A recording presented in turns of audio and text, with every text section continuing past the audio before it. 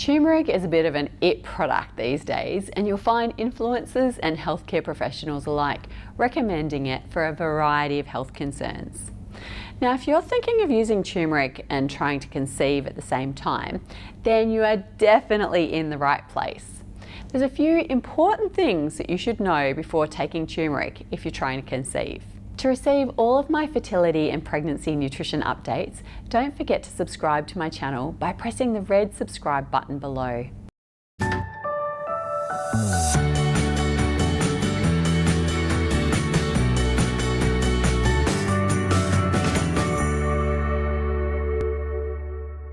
Hi there and welcome.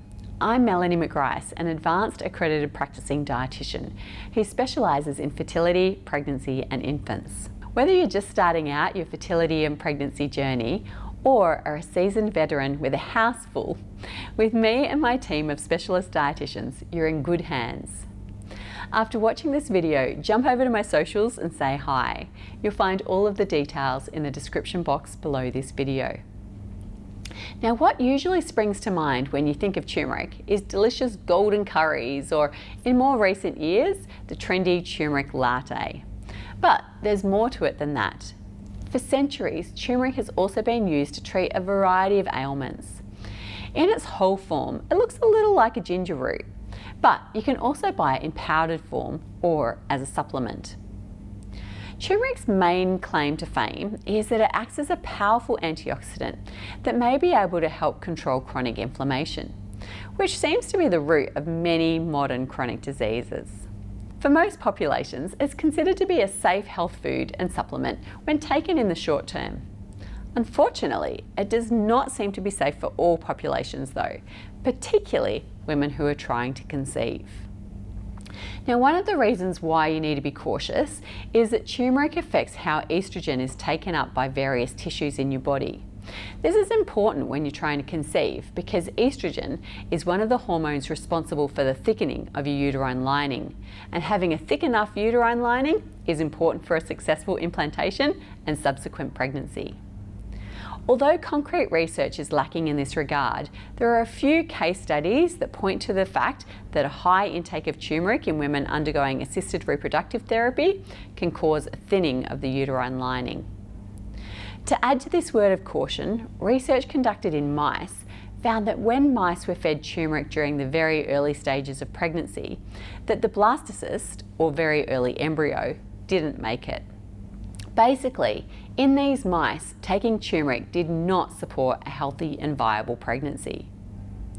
Now, unfortunately, there are no human studies to support this evidence, but as you can imagine, conducting these experiments on real women trying to conceive would not only be unethical, but heartbreaking to all involved. So although animal and case studies are not the golden standard of research, based on these outcomes, I would recommend against taking high doses of turmeric or curcumin until we have solid evidence telling us otherwise. In these case studies, the women were taking high doses of turmeric in the form of supplements and loose leaf tea, so it may be a case of the dose making the poison. In general, using small amount during cooking shouldn't pose a problem. The safest way to make sure that you're getting an antioxidant boost is to eat a varied diet rich in plant-based foods. All of your fruits, veggies, whole grains, nuts and seeds are packed with nutrients that work together to improve your health and increase the chances of falling pregnant. If you're not 100% sure where to start with your diet, why don't you go ahead and download my free fertility meal plan, which will help you on the road to boosting your fertility with the power of good food. Alternatively, if you feel that you need more targeted advice, you're welcome to book a nutrition assessment with one of our highly skilled dietitians at melaniemcgrice.com/booknow. Our dietitians see clients from all over the world.